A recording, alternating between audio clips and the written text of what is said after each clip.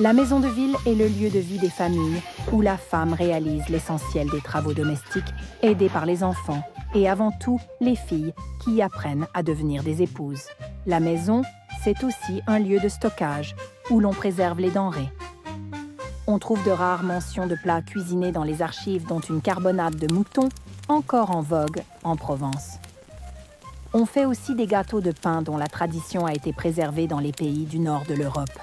Dans ces maisons exiguës, la table est souvent amovible. Elle est rangée avec les tréteaux contre un mur en attente d'être mise. Voilà l'origine de l'expression « mettre la table ». Quant au redressage des professionnels de la restauration, peut-être est-il lié au fait de redresser la table lorsqu'on la rangeait à nouveau contre le mur. La maison, c'est aussi un espace de plaisir, un lieu pour les galavards, c'est-à-dire les gourmands. La femme est aussi une couturière qui sait confectionner des habits pour les siens.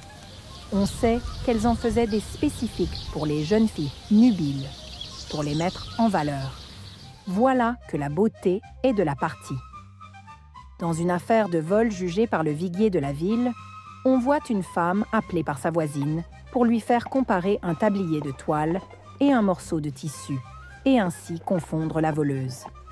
On aurait peine à imaginer la foisonnante variété des tissus et l'expertise des femmes qui en connaissaient des centaines parce qu'elles filaient et tissaient.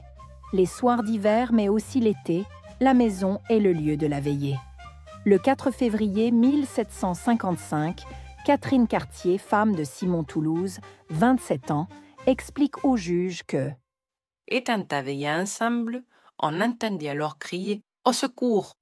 la femme de Joseph Rigaud, sur quoi tous ceux qui se tenaient là sortirent pour savoir ce que c'était, excepté la déposante qui ne put pas sortir dans le moment à cause qu'elle avait donné à téter à son enfant. Cette petite anecdote illustre combien par le passé, dans nos villes et villages, on répondait immédiatement aux appels au secours en se précipitant pour apprécier la situation le jour comme la nuit. La lecture des archives judiciaires montre très bien cette solidarité de tous pour tout un chacun. Parfois, entre voisins, les relations sont tendues et moins collaboratives.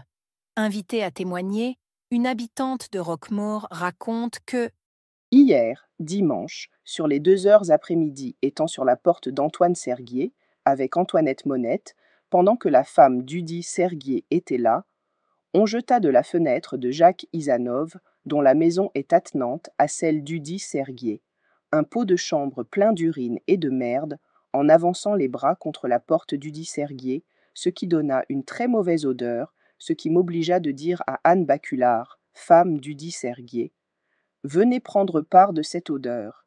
Et elle me répondit, « Je sens bien ». Enfin, la maison est malheureusement le lieu des violences conjugales, mais elles sont rares dans le corpus judiciaire de la ville. Systématiquement, on voit la société alentour intervenir pour protéger les femmes, même si les maris avaient tout à fait le droit de corriger leurs femmes pour les remettre dans le droit chemin, mais au risque d'être poursuivis par la justice. Traitées comme des mineurs, les femmes n'étaient pas sans ressources comme la femme de Crégu, qui a quitté son mari violent pour rejoindre Jean Comte. Cela en 1755.